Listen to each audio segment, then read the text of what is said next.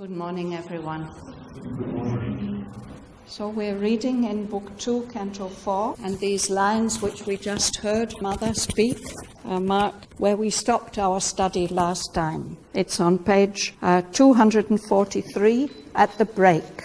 It means we've had a look at the first section of Canto 10, Kingdoms and Godheads of the Little Mind. And we have continued reading from that point to page 249, line 406. So this morning we can go back to the break on page 241 and look at these lines which come next. Page 243, sorry, at the break.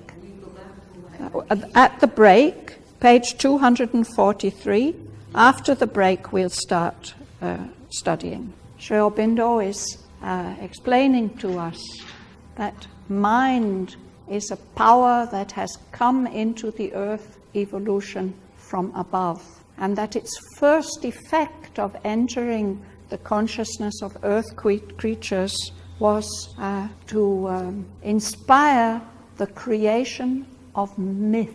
And he says that these early myths were a rich food for the consciousness of these developing human beings.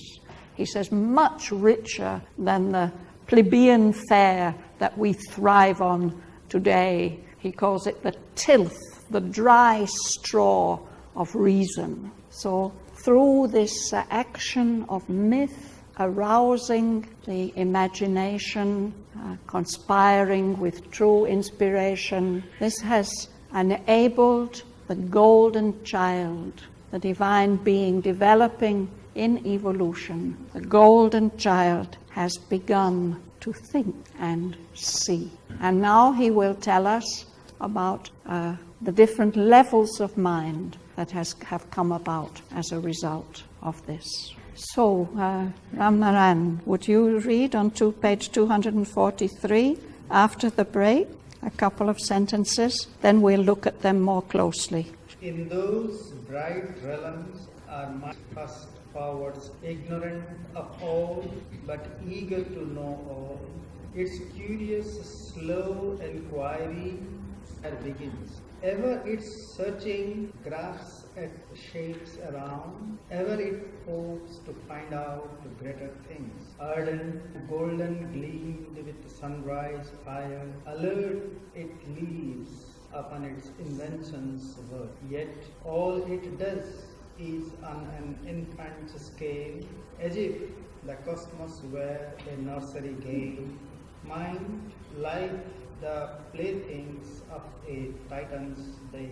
As one it works who builds a mimic fort, miraculously stable for a while, made of the sands upon a bank of time, mid an occult eternity, shoreless sea. Thank you. We just started reading on page 243 after the break. Ramnarayana read the first lines after the break down to line 206. You've got it? This first emergence of life is like a sunrise. And he says the mind, that emerging mind, takes its first steps. It's ignorant of everything, but it's very eager to know all. So this slow process of inquiry about the world around it begins. And first, what it focuses on is all the shapes, the forms around it, but it's always wanting to expand its knowledge. In fact, this is continues to be a facet of mind that I don't know if you observe yourself thinking. It's somewhat like finding pieces to put in a jigsaw puzzle. No? If we have the feeling that there's something missing, there's a space there that we don't know, we want to find that piece. And when we found it and fitted it in, immediately we become aware of other gaps in our knowledge. And the mind can't be satisfied until it has a larger picture. It's always wanting to expand its knowledge. And also he says that there's a lot of enthusiasm, ardent and golden gleamed those sunrise fires. Beginning of this sun, he said, there's a sun rising there, and out of its full orb, our mind will be born. Yet, in that early stage, everything it does is on an infant scale. It's a baby exploring the world, as if the whole universe, the whole cosmos, was a nursery game. Mind and life are like the playthings of a titan's babe, a baby of superhuman scale and capacity. But what it's doing is like a kind of play. It's like children are building a sandcastle, building a mimic fort. Titan here is in a positive It's, I would say, neutral. It's referring to size and scope. It's not positive or negative. It works like a child building a mimic fort. We have such fun when we are children, no? Building sandcastles. That remains. It's miraculously stable for a while. Our early mind constructions. This mimic fort is made from the sands upon a bank of time, mid an occult eternity's shoreless sea. These lines remind me of the great physicist Newton, Isaac Newton, who has said that he of course made great discoveries and carried our knowledge about the universe very much wider and further. But he said, I feel as if I've just been like a little boy playing with pebbles on the shores of a limitless ocean. So it's the same idea, that whatever we can, and especially at this early stage, it's only a fraction, a fragment, a tiny portion of all that remains to be known. So there's a power which is working on the growing world and bringing it this mind power. And now he's going to tell us something more about that mind power. Patty, do you read, please, from line 207? Small key instrument with great Puissance chose, an arduous pastime passionately pursued. To teach the ignorance is her difficult charge. Her thought starts from an original nescient voice, and what she teaches, she herself must learn, arousing knowledge from its sleepy lair. For knowledge comes not to us as a guest called into our chamber from the outer world, a friend and inmate of our secret selves. It hid behind our minds and fell asleep, and slowly wakes beneath the road of life. The mighty daemon lies unshaped within. To evoke, to give it form, is nature's task. Thank you. Yeah, what means great Puissance? The great Puissance, I think, is the creative force of the divine, acting here as nature. One question. The word here, even, E-A-A-M-O-N, and D-E-M-O-N, not the same. No, they're not the same. Where have you got this daemon? Mighty king lies unshaped within.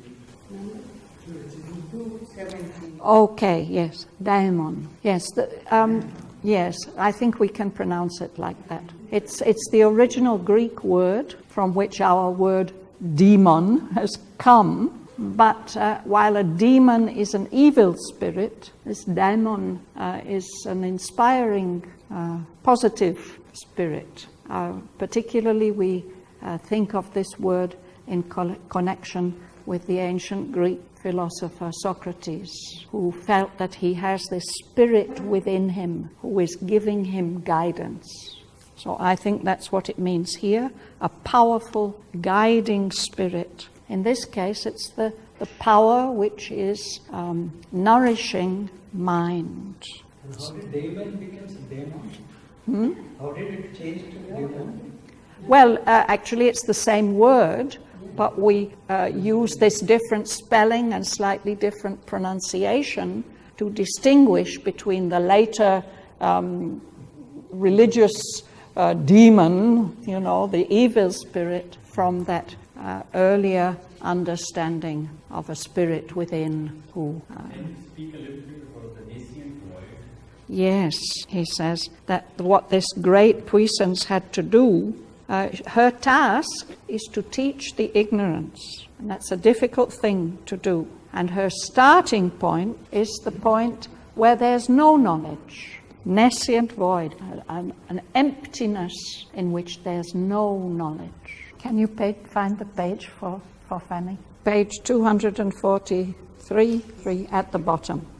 So that's where the search for knowledge starts, no? And the illumination of the ignorance from this emptiness where there's no knowing, nescience. No? We have this whole set of words that have the word science at their center. Science means knowledge. So there's nescience, no knowledge. There's prescience, knowledge in advance. There's omniscience, all knowledge. So there's a whole constellation of words around this idea of knowing science.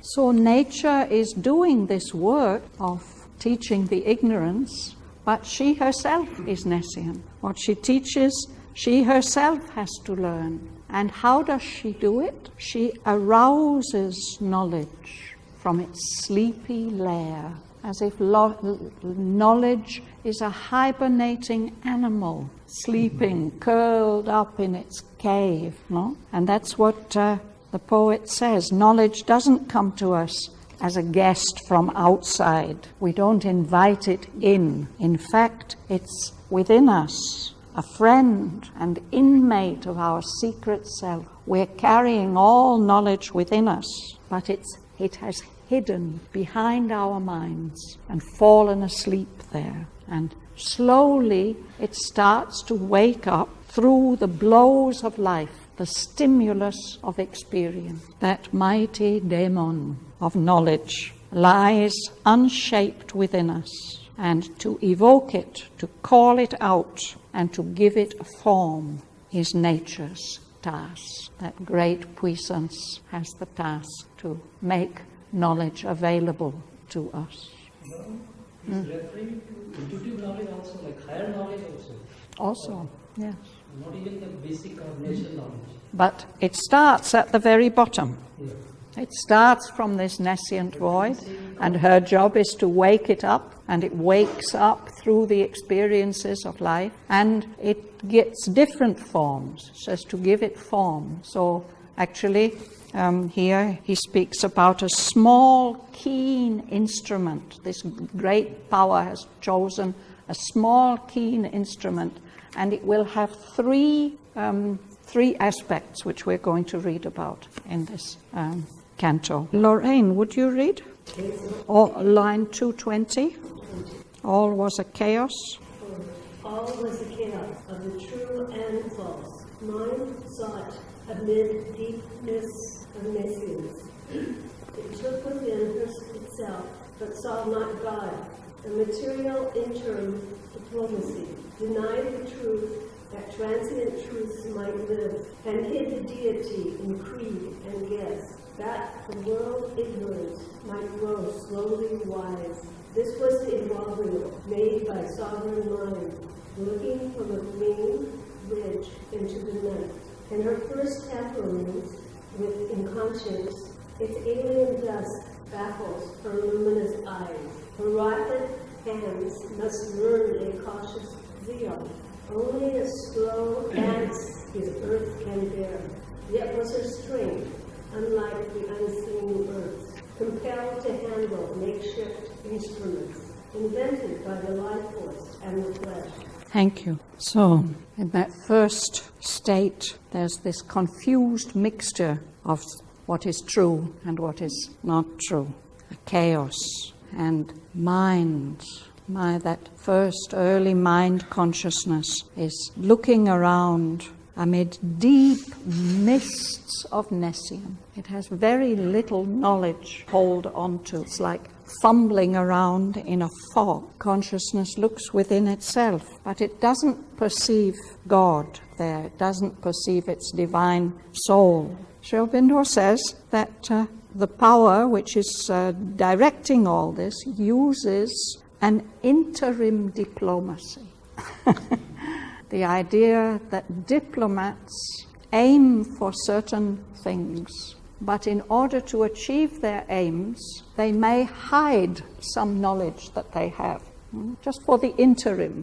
They'll bring it out later, but for the time being, they will hide it. So that is what is happening. This power is denying the truth, the real truth with a capital T. It's doing that so that some truths which are temporary, transient truths, that they have a chance to exist. And so it hides the deity, the true truth, the divinity within. It covers it up with creed, belief, dogma, and guesses.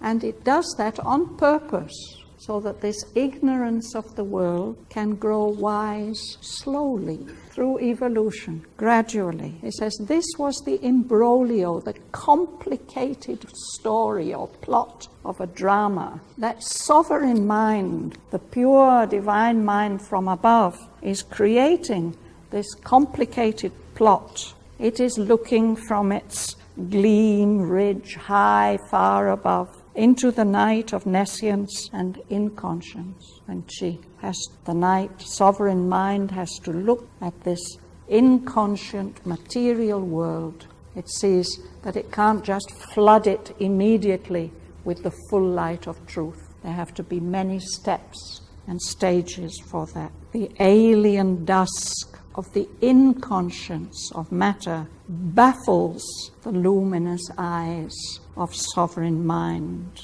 Sovereign mind works so quickly, like magic. It's like waving a magic wand and things are done. But in this situation, working with matter, she has to learn a cautious zeal. Zeal is enthusiasm, going carefully. Only a slow advance the earth can bear. The material world, it can't absorb too much. No? And he compares the strength of the mind, of sovereign mind, with that of the earth, unseeing earth, inconscient, blind matter. He says that the mind's strength, unlike the unseeing earth's, was compelled to make use of makeshift instruments that have been already brought into existence in evolution. They've been invented by the life force and the flesh, living matter. This is what we've been reading about in the previous cantos, no? How and in this evolution of life. It was only at the very end of Canto 4 that Aurobindo'S began to show us the emergence of mind like a thin current of flow of mist amid the material earth. So above all this, supervising all this, is this power of sovereign mind. But she sees that she has to work with these makeshift instruments, what has been not the perfect tools she has in her own world, but what has been put together here in the evolving earth by the life force and living matter. And he develops that idea about the perceptions of earth. Rima, you could read, please. Earth offers you those doubtful images. What you can see is interpreted jets of time. Small lights kindled by touches of broken thought. Incapable of the soul there to look, she sees by spasms and solder knowledge scrap, made through the slave grown of her images, expelling nature's mystic unity, cuts into quantum and mass demonstrating all. She gave for measuring all her ignorance. In her own domain, a conquer and receive the greater power is her half-even son, rose within limits but possessed. She knew by a privilege of thinking forth and then an infant certainty. In her eyes, however darkly blinked but was lit, there a candle's gaze, who knows, inspired and shaped the world in its far into all around. She stumbles, not halfway, but moves in boundaries of subtle power, across mind and step over herself. A candidate for a higher suzerainty. A passage she carved from life to life, and search for an unrust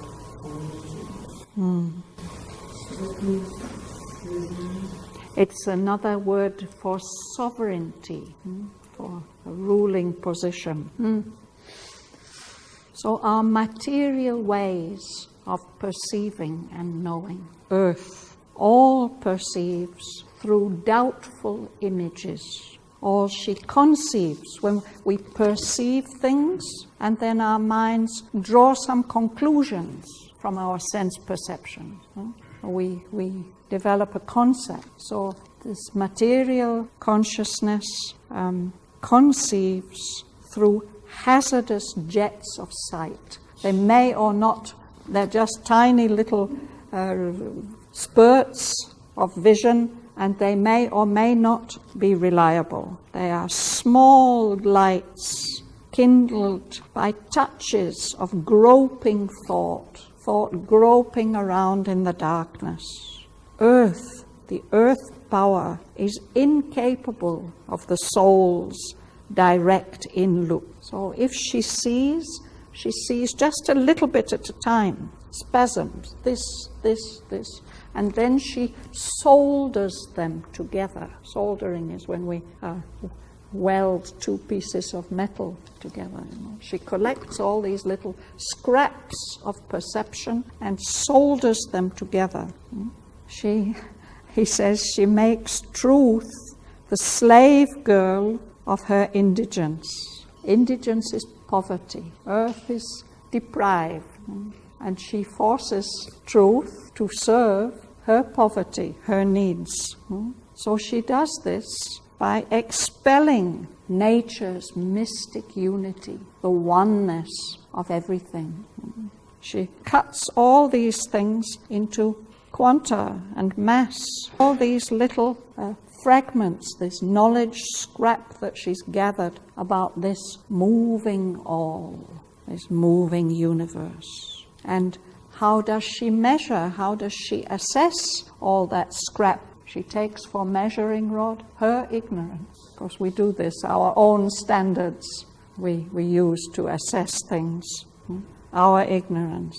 That's the earth, the way that earth has to struggle to know the material principle. On the other hand, this sovereign mind in her own realm, he says, she's a pontiff and a seer, a religious ruler and a visionary, with true knowledge. So that greater power than the mind of earth, with her half-risen sun, she has to work within limits, the limits imposed by matter and the material brain. But she is in possession of her field. She knows, she has knowledge. She knew by a privilege of thinking force. She has a power of knowledge and of thought, and claims an infant sovereignty of sight, the beginnings of true direct vision, the eyes of that mind power. He says, however darkly fringed, however dark her eyelashes may be, in her eyes is the light of an archangel. She can see with the vision of that archangel, that mighty divine power. Elsewhere he calls it an enchanter, a magician who knows, inspired what he's doing, and he shapes this world with the power of his vision, its far-seeing flame. The mind power in her own realm, she never makes a mistake. She doesn't stumble or fall. She moves. There are boundaries, there are limits, but they are limits of subtle power, and mind can cross those limits and move further towards the sun of truth, maybe the sun of supermind.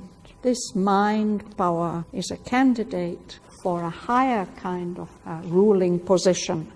And in this work that she's doing now in evolution, her task is to teach the ignorance.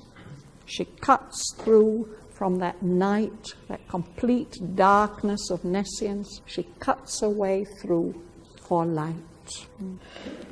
She's searching for an all knowledge that she hasn't yet, or that hasn't yet been grasped. In order to do that, she's going to make use of an instrument. A dwarf, three-bodied trinity was her serf. And that's a very interesting, colourful picture of what comes next. Dwarf, small, three bodies, and he's serving that power of knowledge. Turiya, what do you read? A dwarf, three-bodied trinity was herself. First, smallest of the three, but strong of limb, the low brow with a square and heavy jaw, the pygmy throat, needing to live in bounds, forever stooped to hammer facts and form. Absorbed and cabined in external sight, it takes its stand on nature's solid base. The technician admirable, the thinker crude, the riveter of life to habits, rules, obedient to gross matter's tyranny, the prisoner of the molds in which it works. It binds itself by what itself creates. The slave of a fixed mass of absolute rules, it sees as law the habits of the world. It sees as truth the habits of the mind. Thank you. I want to call up the picture of this dwarf. The first one. He's there, coming slowly. Here he comes, yeah. He's the smallest, but he's strong. You can see that. He's a low brow. He doesn't have much mental development. And his jowl, his jaw here is square and heavy. This represents a pygmy thought. A pygmy is a small being, a pygmy thought, which needs to live within limits. And this fellow is forever stooping to hammer fact and form. He's taking the facts of life and the forms of life, and that's what he's working with. He's absorbed and cabined, very much concentrated and limited. He has a small workshop. He's limited by external sight. Only what he can see is real for him. It takes its stand on nature's solid base, material reality, what he can see with his own eyes. That's all that he believes in.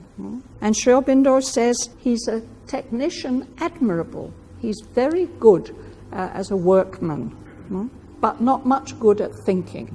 A thinker crude. There's not much subtlety in his thought. And what he does is, riveting. We fix one piece together with a rivet. So what he does, he rivets life to grooves of habit, habitual action and thought. He's obedient to the tyranny, the absolute rule of gross matter. And in a way, he's a prisoner of the molds on which it works. This gross matter. This mind binds itself by its own creations. It's a slave of a fixed mass of absolute rules. This is fact, this is true, this is the way things are. It sees as law the habits of the world. It sees as truth the habits of the mind. Manohar. In its realm of complete images and plans, Yes, you're in the right place. Yeah? turning in a warm circle of ideas and ever repeating old familiar acts, it lives content with the common and the new. It loves the old ground that knows its dwelling place, adoring change as an audacious sin. She is trustful of each new discovery, only it advances step by careful step, and fears as if a deadly abyss the unknown.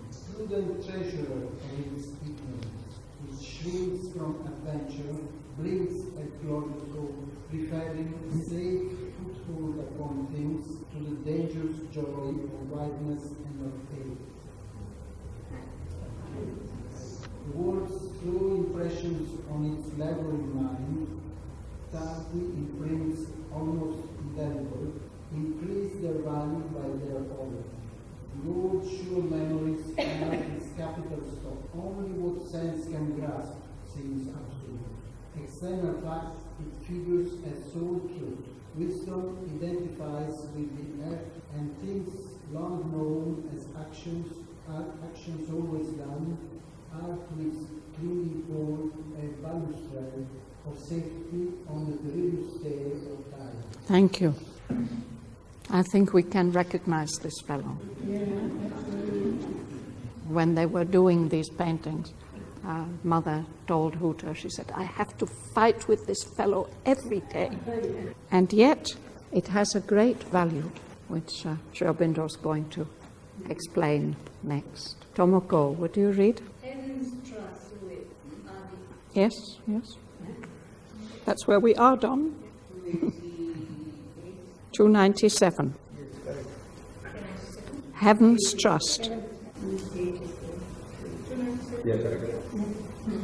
Heaven's trust with are the established ancient ways, immutable laws man has no right to change, a sacred legacy from the dear dead past, a great from the great dead past, or the one road that God has made for life, a firm shape of nature, never to be changed, part of the huge routine of the universe, a smile from the preserver of the world, sent down of all this guardian mind to earth, that all might stand in their fixed changeless type, and from their secular posture never move.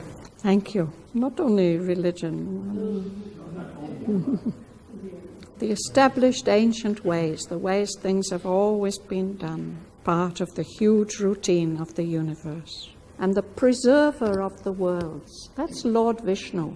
Huh? He's the one who keeps things in order the way they are to be. He's not the destroyer and he's not the creator. He's the preserver who keeps us all safe. Huh? A smile from the preserver of the worlds, sent down of old, this guardian mind to earth, so that all might stand in their fixed, changeless type. For example, scientists have noticed that once a species is established, it tends to perpetuate itself in the same way. There may be slight mutations and changes, but basically a tiger remains, the tigers remain the tigers. They may go extinct, of course, but that each might stand in their fixed, changeless type, and from their secular posture never move. This word secular has different meanings. Here it means it's connected with siècle, with the centuries, with the way it has been for centuries and centuries. Secular. Of course, it has another meaning. We distinguish secular and religious, but that's not the meaning here.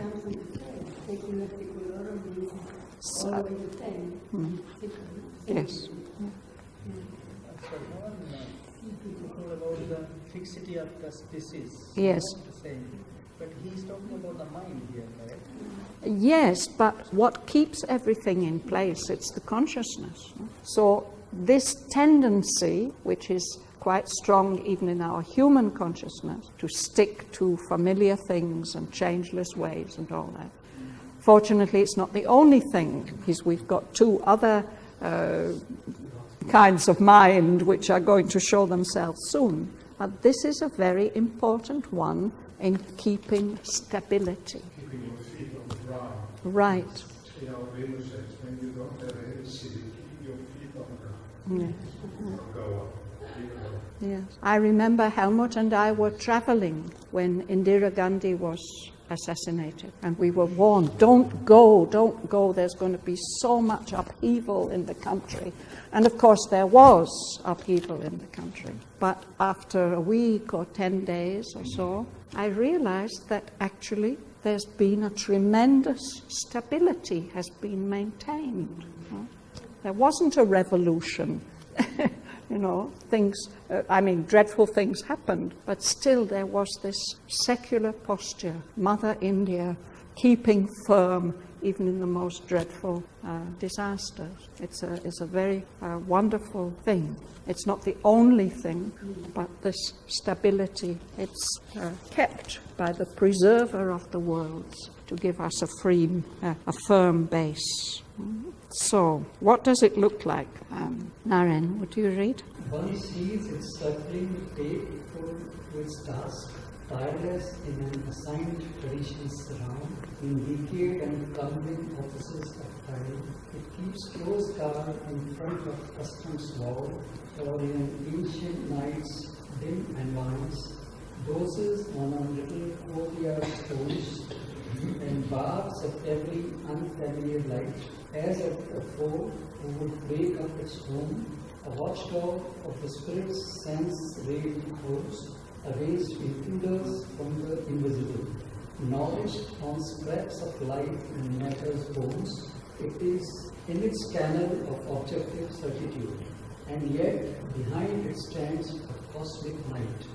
A measured greatness keeps its vaster plan, a fathomless sameness rhythms of thread of life. The stars' changeless orbits furrow inert space. A million species follow one unique law. A huge inertness is the world's defense. Imminent change is treasured changelessness. Into inertia, revolution sinks. In a new dress, the old resumes its role. Their energy acts, the stable is its seal.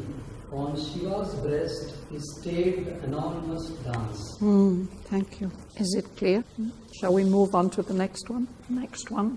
Who's going to read? Would you read? There is spirit can left of the faith.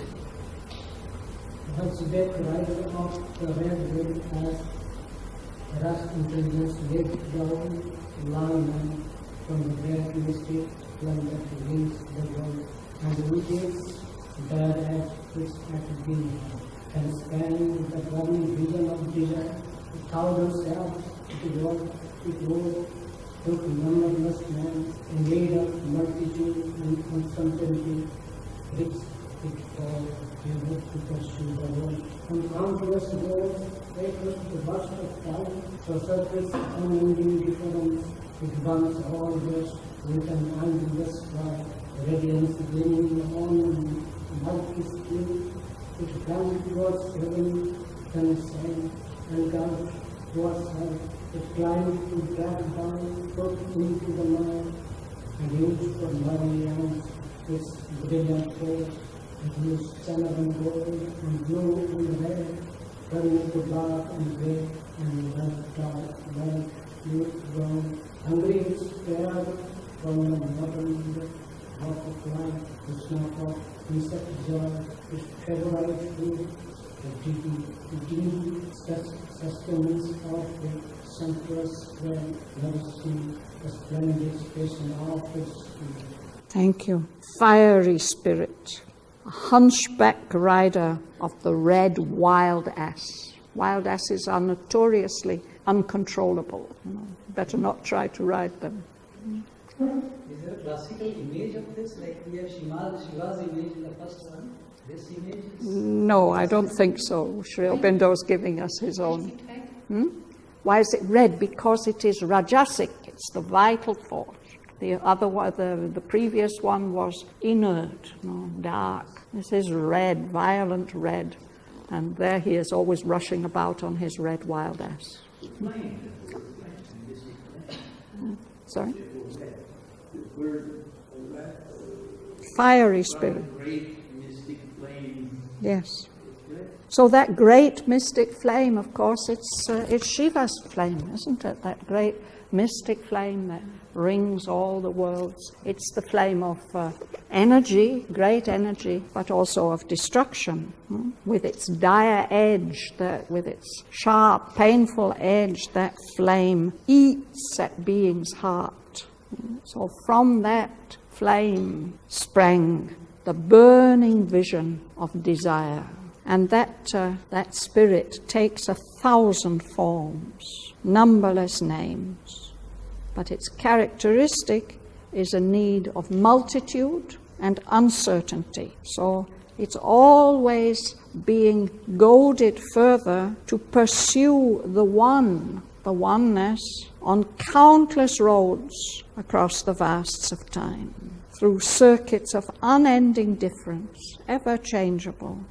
That spirit burns all breasts with an ambiguous fire. It's two-sided, that it has light, it has radiance, but that light is shining on a murky, muddy stream. It flames up towards heaven, but then it sinks down again. It's engulfed by that muddy stream, sinks down even to hell. It climbs up and wants to drag down truth into the mud where it lives. No? And it uses for muddy ends this brilliant, vivid force that it has. So Sri Aurobindo gives the image of a huge chameleon, always changing color, gold and blue and red, turning to black and gray and lurid brown, a kind of fiery brown. So this mind, Sri Aurobindo images it like a chameleon staring from a mottled bough of life, a bough, a branch of life which has many colors. And what it's going to do, it's looking to snap up, the way chameleons snap up with their tongues. Insect joys, its favorite food. Those insects that are ephemeral, no? They come, they look gorgeous, then they're gone, they don't last long. The dingy sustenance of a sumptuous frame. Maybe the insects are like dragonflies, they're beautiful colors, but the actual substance is dull and dingy. That's what he eats, that's what he consumes. That nurses the splendid passion of its many colors, of this chameleon. The first mind, I think, is the physical mind. Yes. What is this? This is the vital mind. Previous one was the physical mind? Yes. So, sorry? You could compare it also to different parts of the brain. Yes, we have these different parts of the brain. Yes. Yes, exactly. Yeah, thank you. I can't hear you, dear. The first one was the physical mind, and this is the vital. Yes. So he continues this description of the vital mind. It goes another 1.5 pages. We have time to read it, I think.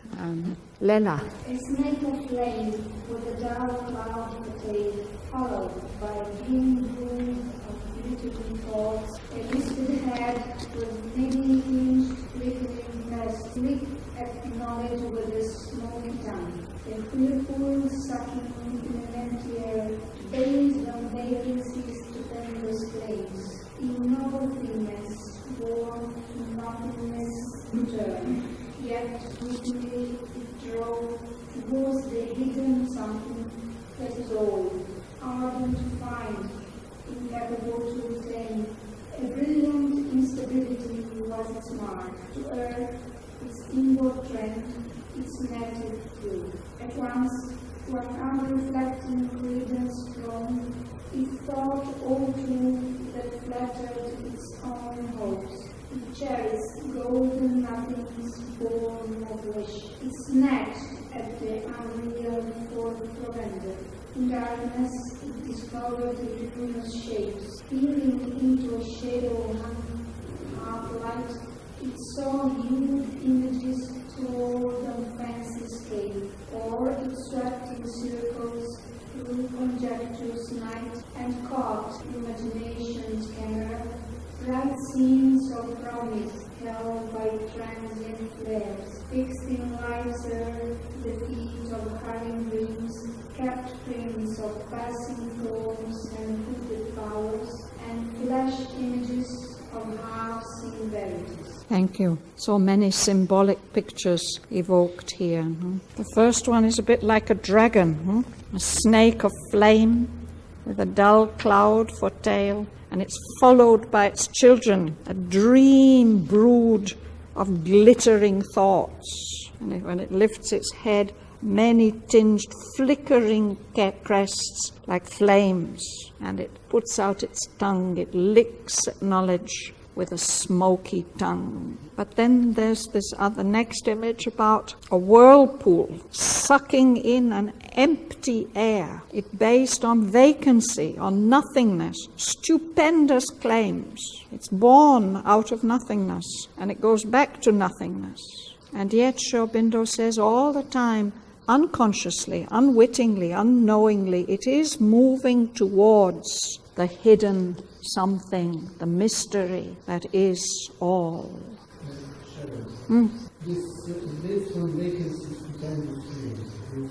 Something about this, yes.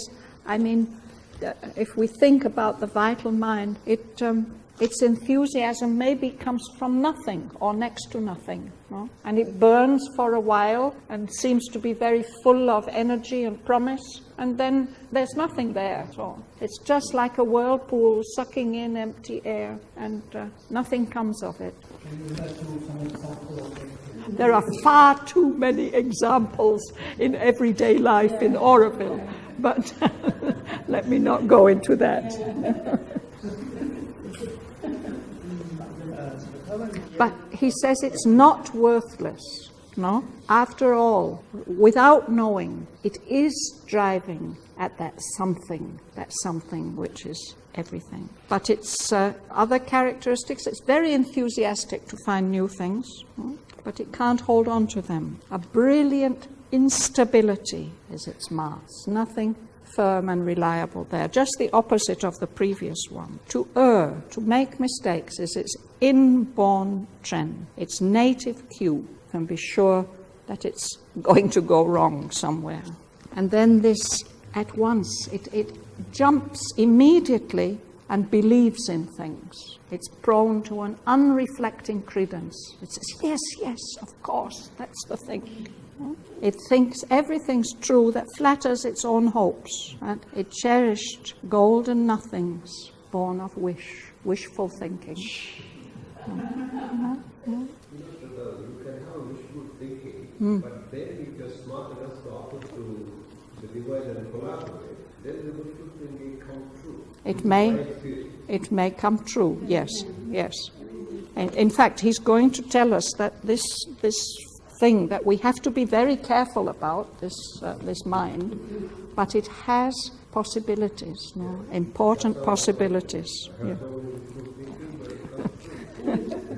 Great. So somebody's sanctioning your wishes. That's wonderful. So that in the previous page where a snake of flame with cloud it relates to a dragon, that you say. I mean, for me, it gives something of the picture of a dragon. Yes. But on 24th of November 1926, and that's in the background, the dragon. Mother had a wonderful embroidery of 3 dragons. Yeah. Yes. I'm not saying anything against dragons. No. What? Yes. No, dragons are very interesting. Well, they're symbols of forces, aren't they?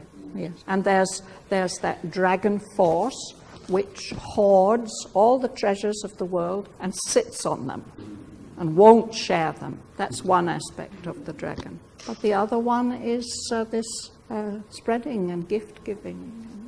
So I think these 3 dragons probably, I don't remember the order of the colors, but one of them was golden, of the 3 dragons in Mother's beautiful Chinese or Japanese embroidery. In the Japanese temple, very, very often, you have fountains and so on, and the water comes out of the dragon's mouth.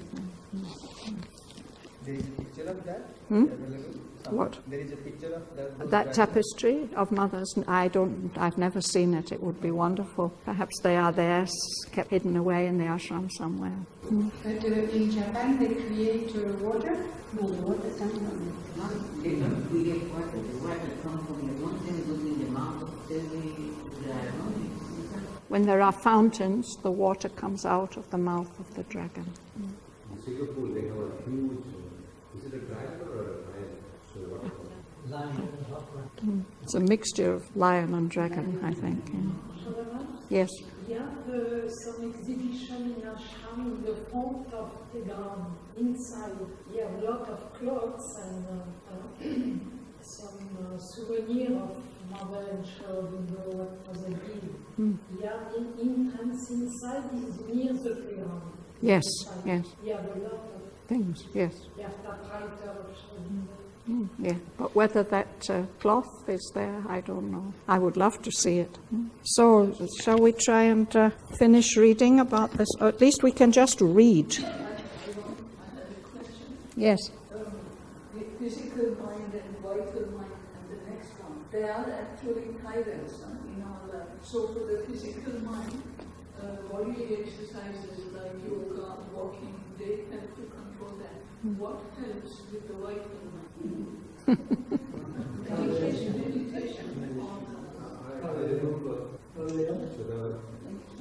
Yes. Mother was talking that we need to feed the vital. I don't know if it is the vital mind. She said that you need to feed the vital. If you don't feed the vital, it gets sulky. Yeah? Yes. That's the desire. If you don't feed it, it gets very sulky. So mother is referring that you need to have art, music, dance, drama, that kind of thing.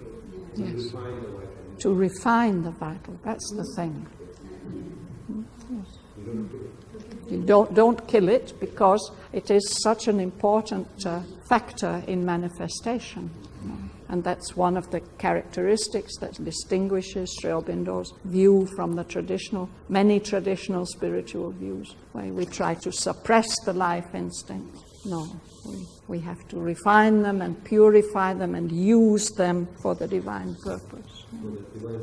Yes. So I think it would be nice just to read on to to line 406. The rest of this description of the vital mind, we can look at it again next week. In darkness, it discovered luminous shapes.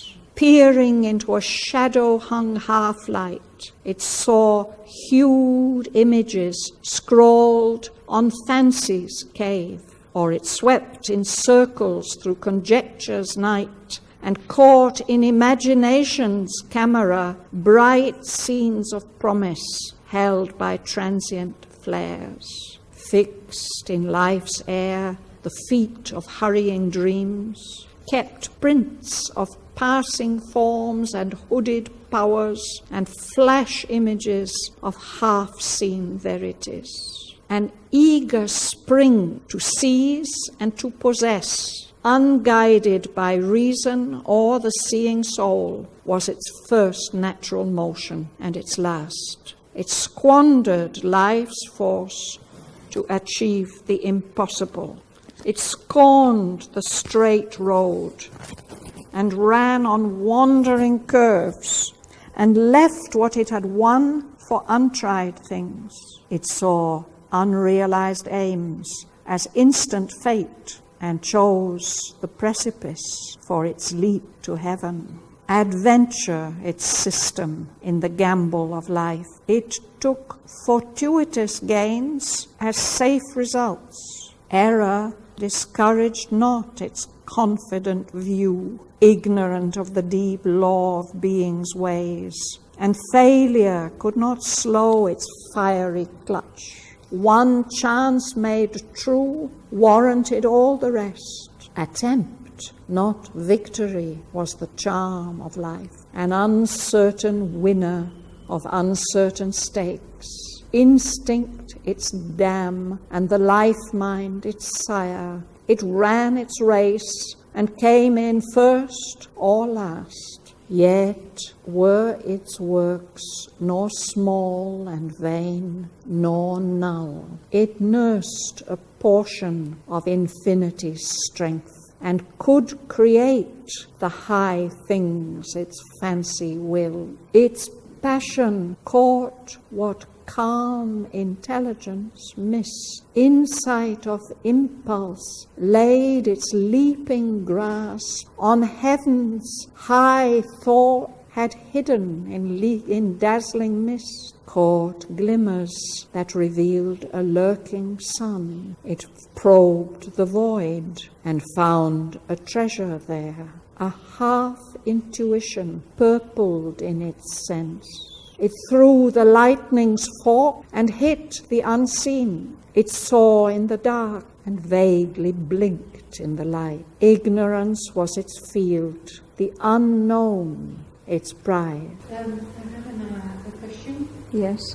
Verse 251. The archangel's gaze knows inspired his heart. Yes. And shaped the world in which stars flame. So I did not really understand what is this archangel and his heart and what he. Yes. We are back now about the mind power on page 245, line 251. So he's speaking about this power who is bringing thought, power, and knowledge into the world. And he says that this mind power, her sun is only half risen. She's working within limits, but she is in possession of her field. She has some true knowledge and power. In her eyes, although they have dark fringes, they may seem like dark eyes, but they carry within them the gaze, power of vision of the archangel, this great high divine power who knows his acts are inspired, and he, archangel, shapes a world by the power of his vision. Later on, when we come to the next canto, the kingdoms and godheads of the greater mind, we shall learn more about this seeing creative power. But even this power who is bringing mind force into our world through these lower instruments, she's carrying some of that light of vision with her. She has a privilege of thinking force. That is her characteristic. Lorraine? Something, line 249, line 2, just like an arrow. Attempt, not victory. Yes, John. I've been beating myself up and others for not succeeding in what I think I must succeed in. So there's a part of us which loves to try new things, and doesn't matter much whether we succeed or not, just the attempt is great. If at first we don't succeed, try. Yeah, I think this vital mind is not very persevering. If it doesn't succeed at once, then it drops it, moves on to the next thing.